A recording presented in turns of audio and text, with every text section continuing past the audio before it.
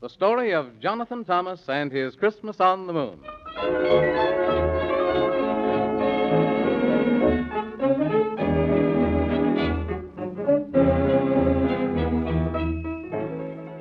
This is the story of a wee little boy who has just turned 6, and his name is Jonathan Thomas. And what happened to him is not just fiddlesticks, for right here's where we make the promise. It could have happened to you if you were not you, but instead were Jonathan Thomas, who said his prayers every night upstairs and jumped into bed clear up to his head and snuggled and juggled and ruggled and juggled, 'cause Christmas was not very far off, and was as good as he could, as all other boys would, if Christmas were coming so soon. For if he was bad and not merry and glad, his dad would not like such a lad, and be sad, and even a bit mad, and not read fairy tales in his room, where the moon disgustingly listened to his weepings and wails. But here is the story, and it's true, don't you worry, 'cause remember, I made you the promise.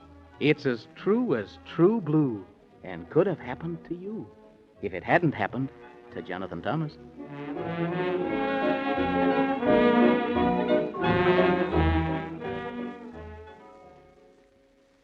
You see, the big grandfather clock in the hall had just struck 8, and Jonathan Thomas had had his bath and said his prayers and kissed Mummy and Nan and then taken the hand of his dad, and up the stairs they went. 1, 2, button your shoe, 3, 4, shut the door, until they were to where you say 11, 12, the kitchen shelf, and then down the hall and in the room and whisk into bed.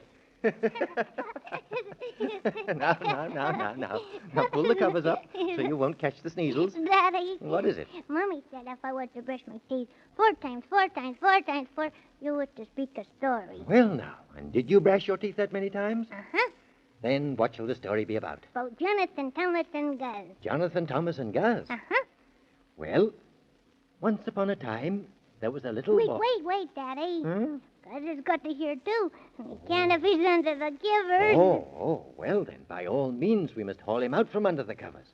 But Gus would be as angry if he didn't hear the story.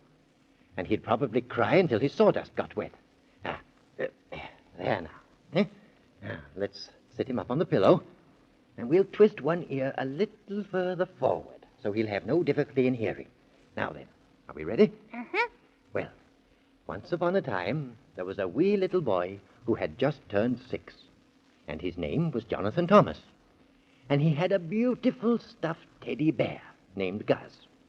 And one night, when Jonathan Thomas went to bed away upstairs, after he'd brushed his teeth, and when he was tucked in with Gus by his side, and when he was asleep, a long, slender moonbeam made of pure silver came through the window, like that. And down the moonbeam came sliding 2 of the queerest creatures you ever did see, like that. And there they were, laughing and chuckling and giggling and poking their fingers at Jonathan Thomas, who was sound asleep as he could ever be. But right away, quick as 46 tigers, Gus opened his left eye, and then his right eye, and he saw the creatures, and then he opened his mouth, and went, and he jumped from the bed right after those creatures, and those creatures ran up the moonbeam, and Gus ran after them, barking like everything, or whooping, or whatever koala bears do. And all this noise woke up Jonathan Thomas, and he saw Gus running up the moonbeam, and he jumped right out of bed and right up the moonbeam after Gus, shouting as loud as ever he could. Gus, come back, Gus.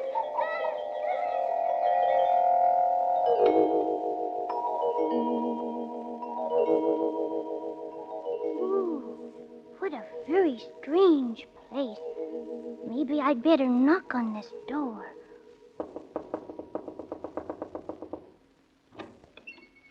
Oh, hello. Uh-oh, well, goodness gracious, my land and Jiminy Crickets.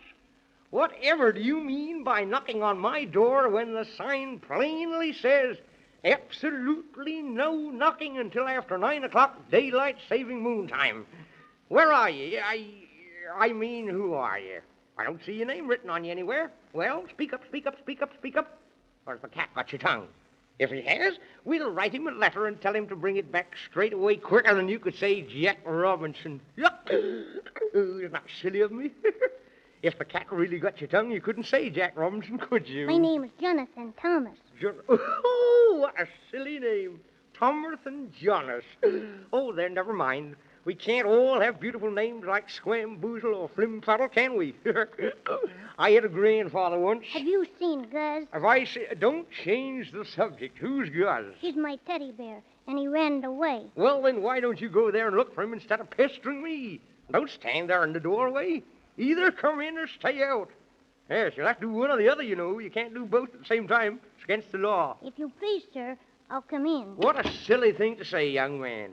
It's not if I please, but if you please. Yeah. Yeah. Have you had your breakfast? Oh, no, sir, Well, then who did have it if you didn't? No one, I don't think. You mean no one you do think. For if no one did have it instead of you, you'd know it. And if I were you, I shouldn't let no one have it again. Mr. No One's getting entirely too many breakfasts lately. Yep.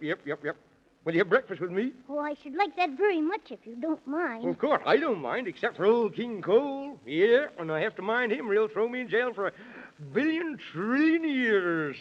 And then, what would you like for breakfast? Oh, I like just anything. Well, I haven't got any of that. You shouldn't go around wanting things that people haven't got. Yep. But I can give you oatmeal porridge and cream and some squaffles and baconate. Oh, thank you very much. That sounds the bestest of anything. Well, of course it does. Yeah. I don't think I like anything very well myself much, unless it's cooked just right. Well, now, come along. It'll be too late for breakfast. You'll have to eat lunch instead. That would be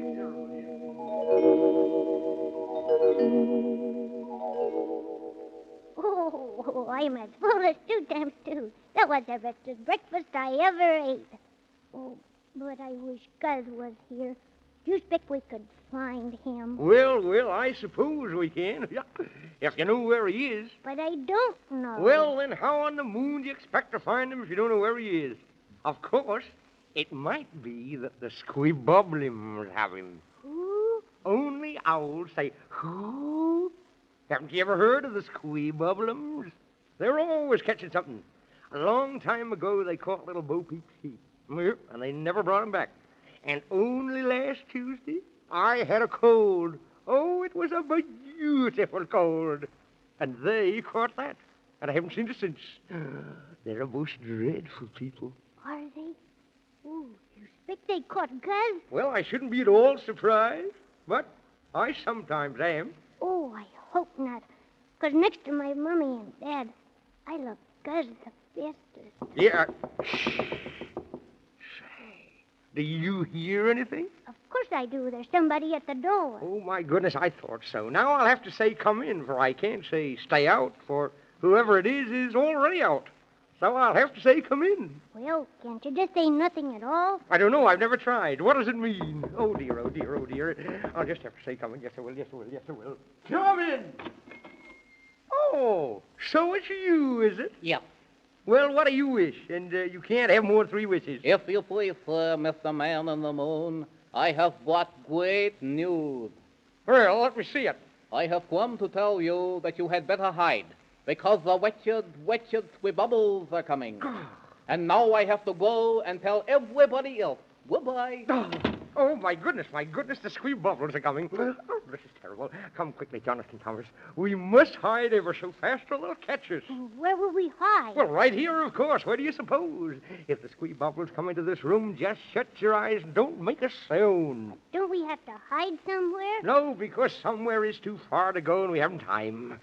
Just shut your eyes. Can't they see us if we shut our eyes? Of course they can. Who ever heard of such a thing? You can't see them, can you, with your eyes shut? No. Well, then how can they see us if we can't see them? I'd like to know... Uh-oh. My goodness. Here they come. Now, don't forget, shut your eyes and don't make a sound. All right. I won't. Oh. One more thing. If they should ask if anyone's here, tell them no. Shut your eyes now, quick. Can you see anyone in here, General? Oh, I can't see a soul. They must all be hiding. You'd better ask and see. Yes, sir. Is anyone in here? No. Yeah, we haven't seen him all day. Oh, well, thank you very much. You're extremely welcome. There's no one here, General. You might as well leave. Oh, goodbye. Yeah, goodbye. Oh, my goodness. That was a narrow escape. So narrow I could hardly squeeze through it. Well, you can open your eyes now, Jonathan Thomas. Didn't they see us? Of course not. How could they? You had your eyes shut all the time, didn't you? Oh, my goodness. There's more of it. Come in. Quick, away. The Squeebbublians have kidnapped Santa Claus. Kidnapped Santa Claus? And we must rush to rescue him right away. Quick, away. Oh, my goodness. Hurry, Jonathan Thomas. We must rush to the rescue. Santa Claus has been kidnapped. Oh, and there won't be any Christmas unless we rescue him. Come on, Jonathan Thomas. We must hurry like everything, only faster.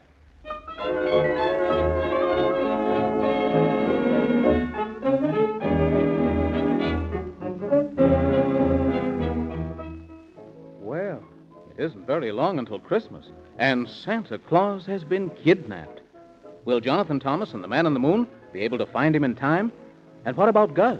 Where is he? Don't forget to listen to the next adventure of Jonathan Thomas.